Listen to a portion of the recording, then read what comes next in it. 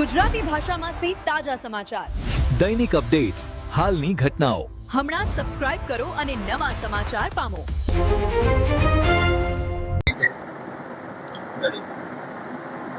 થોડા દિવસો પહેલા 24/4/2026 રોજ લાખણીના કેશરસિંહ ગોળિયા ગામે આંગણવાડીના તેડાગર રાધાબેન વાઇફ ઓફ પ્રભુભાઈ સાધુનો એક આરોપી એમના જ ગામના કલાભાઈ માવાભાઈ પટેલ દ્વારા નિર્મમ રીતે હત્યા કરવામાં આવી હતી. આંગણવાડીના મકાનમાં નંદઘરમાં બેસીને એની હત્યા કરવામાં આવી હતી.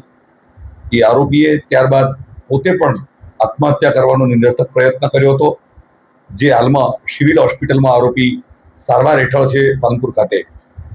પરંતુ આખું કેશરસિંહ ગોળિયા ગામ કે જે ગામ 80% મારવાડી પટેલોની વસ્તી ધરાવતું ગામ છે અને આરોપી કલાભાઈ પોતે પણ મારવાડી પટેલ હોવા છતાં તમામ નાથ સમાજના લોકો ભેગા મળીને, પટેલ સમાજ અને બધા જ સમાજો ભેગા મળીને આજે નિર્ણય કર્યો છે કે જે આરોપી પરિવારે દુષ્કૃત્ય કર્યું છે, જે પ્રકારે નિર્મમ હત્યા કરી છે, આ હત્યારા પરિવાર સાથે આખા ગામમાંથી કોઈ વ્યક્તિ એના ઘરે જવું નહીં, આવવું નહીં, એને છોડાવવા માટે કોઈએ જવું નહીં, એને કાનૂની મદદ કરવા માટે કોઈએ જવું નહીં, એનું જામીન કોઈએ થવું નહીં, એની જમીન પડી રહે તો ગામના કોઈ પણ વ્યક્તિ એની જમીન વાવવી નહીં, બવડાવવી નહીં, કે કોઈ પણ રીતે એના ઘરના તમામ પ્રકારના સંપર્કો કાપી નાખવા માટેનો કેશરસિંહ ગોળિયાની તમામ જનતાએ ભેગા મળી અને નિર્ણય કર્યો છે.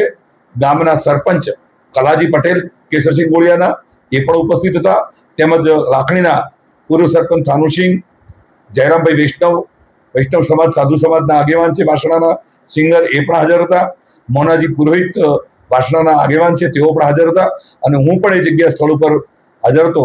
અમે બધાએ ભેગા મળીને, સાધુ સમાજ પણ આખા ભેગો થયેલો હતો અને આખું ગામ એકરેટેડ ભેગું થઈ અને આ પ્રકારનો નિર્ણય કર્યો છે.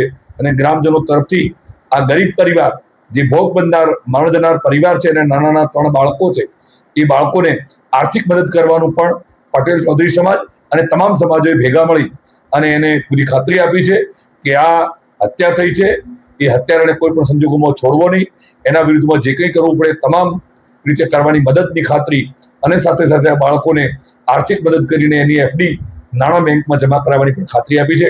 હું ધન્યવાદ અને અભિનંદન આપું છું. આ પ્રકારે લોકો એકતા બતાવે. આરોપી પટેલ સમાજનો, મારવાડી પટેલ સમાજનો હોવા છતાં મારવાડી પટેલો એમ કહ્યું કે આવો વ્યક્તિ અમારા સમાજનો ના હોઈ શકે અને એવા સંજોગોમાં જે કઠોર નિર્ણય કર્યો છે એ ખરેખર આ પટેલ સમાજને અભિનંદનને પાત્ર છે.